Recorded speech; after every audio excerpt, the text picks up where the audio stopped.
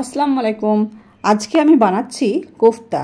তো এই কোফতাটা হচ্ছে দুর্দান্ত স্বাদের, খুবই মজার। এটা কোনো মাটন বা চিকেনের কোফতা না, এটা হচ্ছে আমাদের সয়াবিনের কোফতা।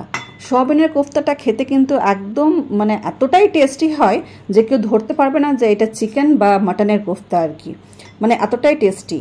তো এখন যখন বর্ষাকাল, কোনো সবজি বাড়িতে কম থাকতেই পারে, তো সেই টাইমে আপনি কিন্তু এভাবে সোয়াবিনের কোফতা বানিয়ে একবার খেয়ে দেখতে পারেন।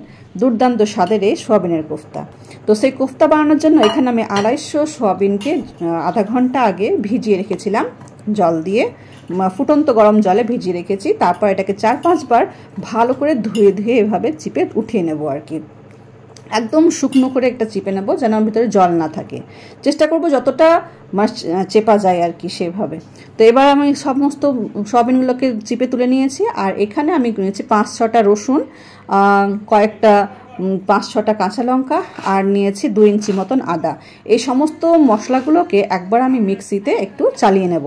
কারণ একটাই, কেন কি এটা যদি আমি ওই সোয়াবিনের সঙ্গে পিষতে যাই হয়তো কিছু একটা গোটা থেকে যাবে আদা বা রসুন। তো আগে একবার বেশ ভালোভাবে এইভাবে মোটা করে দরদরা করে একটু পিষে নিলাম খুব ভালো করে। আর এটার ভিতরে এবার আমি দিয়ে দেবো যে সোয়াবিনগুলো আমি চিপে রেখেছিলাম, সেই সোয়াবিনগুলো। এই রেসিপিটা খেতে এতটাই মজা হয়, আপনি একবার বানিয়ে অবশ্যই খেয়ে দেখবেন আর আমাকে কমেন্টে জানাবেন যে আপনাদের কেমন লেগেছে। দুর্দান্ত স্বাদের। তো সমস্ত সোয়াবিনগুলো এভাবে আমি পেস্ট বানিয়ে নিয়েছি। আর তার ভিতরে দিয়ে দিলাম স্বাদ মতো নুন, 1/2 টিস্পুন মতন হলুদ, জিরের গুঁড়ো 1 টিস্পুন ভর্তি করে, 1.5 টিস্পুন দিয়েছি ধনে গুঁড়ো, আর তারপর দিয়েছি 3 টিস্পুন এখানে দিচ্ছি এখন বেসন। বেসনটা দেওয়া একটাই কারণ, এটাকে বাইন্ডিং করবে আর কি, খুব ভালো করে একদম আটা মাখার মতন এটা হয়ে যাবে। তো আর খুব ভালোভাবে একটা ফ্লেভার আসার জন্য ভিতরে দিয়েছি আমি এখন দিয়ে দিলাম 1 টেবিল স্পুন মতন ঘি। ঘিটা দেওয়ার কারণ যখন আপনি কোফতাটা খাবেন ভিতর থেকে ঘিয়ের ফ্লেভারটা আসবে আর কি। তো আমার মনে হলো যে এটার ভিতরে আরও 2 টেবিল স্পুন দরকার বেসনের। তো এখান থেকে আমি যা ছিল আমি সমস্তই দিয়ে দিয়েছি, 2 টেবিল স্পুন মতন দিয়ে দিলাম আর কি। তো আর তার ভিতরে আমি দিয়ে দিলাম একটা পেঁয়াজ কুচিয়ে, মিডিয়াম সাইজের পেঁয়াজ কুচনোটা দিয়ে দিলাম। তো একটা বেশ টাইপের পকোড়া পকোড়া টাইপের হয়ে যাবে। তো যখন হাত দিয়ে এটা মুঠো বানছি খুব সুন্দর একটা বল টাইপের তৈরি হয়ে যাবে। তো লেবু, ঠিক একটা পাতি লেবুর সাইজের আমি সমস্ত কোফতাগুলোকে বানাবো আর কি। এই তো হাত দিয়ে এভাবে গোল গোল করে নিয়ে আমি সমস্ত কোফতাগুলো বানিয়ে নিই। এই কোফতাটা কিন্তু যখন এটা ভাজা হবে না, ভাজা হওয়ার পর যখন খেয়ে দেখবেন দারুণ লাগে, একদম মনে হচ্ছে সয়াবিনের পকোড়া টাইপের। তো এইভাবে আমি প্রথমে দিয়ে দিলাম কোফতা। সাধারণত কোফতা যেভাবে ভাজা হয় আর কি, গরম তেলে একদম ভাজা হয় যেন কোফতাটা ভেঙে না যায়। আর আমরা কোফতা ভাজার সময় নাড়ি না, তো সামান্য একটু কড়াইটা ধরে ঝিকিয়ে দিই বা ঘুরিয়ে দিই আর কি, যেন কোফতাগুলো খুব ভালোভাবে সেঁকা হয়ে যায় আর কি। আর খুব আস্তে আস্তে আলতো হাতে ওগুলোকে উল্টে পাল্টে আমি ভেজে নেব কোফতাগুলো, না হলে ভেঙে যাওয়ার চান্স থাকবে আর কি। প্রথমে আমি হাই ফ্লেমে রাখবো 5 মিনিট, তারপর আমি ফ্লেমটা একদম মিডিয়াম করে দেবো, দিয়ে আস্তে আস্তে ভিতর অবধি এটা যেন রান্না হয়ে যায় কোফতাগুলো আর কি। তো এইভাবে আমার সমস্ত কোফতাগুলোকে আমি ভেজে নেব।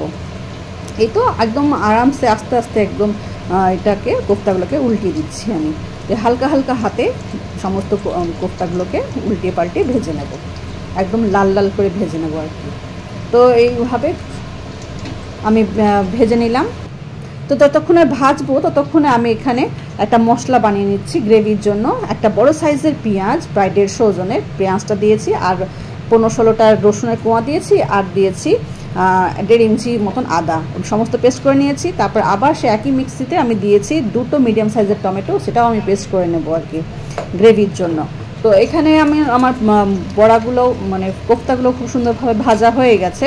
তো এগুলোকে এবার আমি উঠিয়ে নেব। তো সেম তেলটাতে আবারও যে বাকি আমার যে কোফতাগুলো আছে সেগুলোকেও এবার এক এক করে ছেড়ে দেবো আর কি তেলের ভিতরে। তো সমস্ত কোফতাগুলো আমি দিয়ে দিলাম। আর এখানে অলরেডি আমার বাটা মশলাগুলোও রেডি হয়ে গেছে, টমেটোর পেস্ট, আর এদিকে আদা রসুন আর পেঁয়াজের একটা পেস্ট।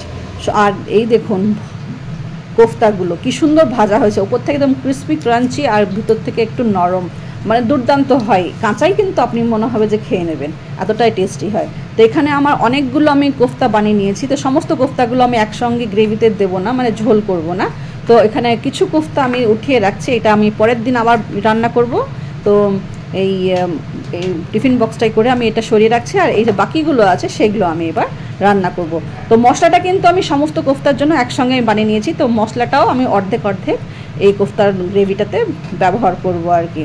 তো সেই জন্য আমি এবার করেছি কি, কড়াইয়ে দিয়ে দিয়েছি 2 টেবিল চামচ সর্ষের তেল, আর তার ভিতরে দিয়ে দেবো আমি 1 টিস্পুন জিরের গুঁড়ো, একটা তেজপাতাকে ছিঁড়ে 2 ভাগ করে দিয়েছি, আর 2টো শুকনো লঙ্কা দিয়েছি।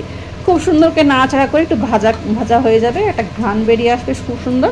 তখন এটার ভিতরে আমি দিয়ে দেবো একটা মিডিয়াম সাইজের পেঁয়াজ কেটে রেখেছিলাম, সেটা দিয়ে দিলাম। একটু নাড়াচাড়া করছি, বেশ লাল লাল করে যখন ভাজা হয়ে যাবে তখন আমি এটার ভিতরে দিয়ে দেবো ওই যে পেঁয়াজ আদা রসুনের পেস্টটা করা আছে, সেটা অর্ধেকটা উঠিয়ে এটার ভিতরে দিয়ে দিলাম। আর তারপর একটু নাড়াচাড়া করে নিয়ে আবার এই দেখুন এই অর্ধেকটা আমি রেখে দিলাম পরের জন্য আবার। তো যে এবার টমেটোটা যে আছে, টমেটোর পিউরিটা এবার অর্ধেকটা আমি দিয়ে দেবো এই মশলার সঙ্গে। এবার খুব ভালো করে মিক্স করে নিয়ে এটাকে আমি ঢাকা দিয়ে দেবো। তো এই তো অর্ধেকটা রেখে দিলাম টমেটোর পেস্টটা। তারপরে এটাকে আমি নাড়াচাড়া করে নিয়ে এই ঢাকা দিয়ে এই মশলাটাকে আমি একটু কষাবো আর কি। তো একটু ঢাকা দিয়ে দিচ্ছি। আর মশলা কষানোর কাজটা কিন্তু একদম মিডিয়াম ফ্লেমে করব, কেন কি অতিরিক্ত জোরে রাখলে পরে মশলাটা পুড়ে যাবে আর ভালো মতন কষানো হবে না। তো এই মশলাটা বেশ শুকনো শুকনো হয়ে গেছে, তখন আমি এটার ভিতর দিয়ে দিলাম গুঁড়ো মশলাগুলো, যেমন ধনে গুঁড়ো 1 টিস্পুন, হলুদ গুঁড়ো 1/2 টিস্পুন, ভাজা জিরের গুঁড়ো 1 টিস্পুন, তারপরে শুকনো লঙ্কার গুঁড়ো দিয়েছি 1 টিস্পুন। এটা চাইলে আপনি স্কিপ করে দিয়ে কাঁচা লঙ্কাও দিতে পারেন। তো বা এখানে কাশ্মীরি লঙ্কার গুঁড়ো দিয়েছি 1 টিস্পুন, বেশ কালারটা সুন্দর হবে। তো খুব ভালো করে আমি এটা কষিয়ে নেব। তো মশলাটা আমার বেশ শুকনো শুকনো মনে হচ্ছে, তো সেই জন্য আমি করব কি এটার ভিতরে একটু আমি জল দেব, যেন মশলাটা খুব ভালো করে কষানো হয় আর কি।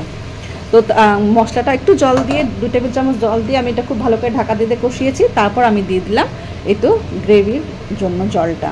তো প্রথমে আমি দিয়েছি সমস্ত মশলাটা আমি দিয়ে দিলাম, আর বেশ খুব ভালোভাবে যখন এই গ্রেভিটা ফুটে গেছে, মানে বলক উঠে গেছে যখন, তখন আমি এটার ভিতরে দিয়ে দিলাম ভাজা জিরের গুঁড়ো আর দিয়ে দিলাম গরম মশলার গুঁড়ো, দিয়ে খুব ভালো করে নাড়াচাড়া করব। আর দিয়ে দিচ্ছি স্বাদ মতো নুন, কেন কি এই গ্রেভিটাতে আমি নুন দিইনি এখনও।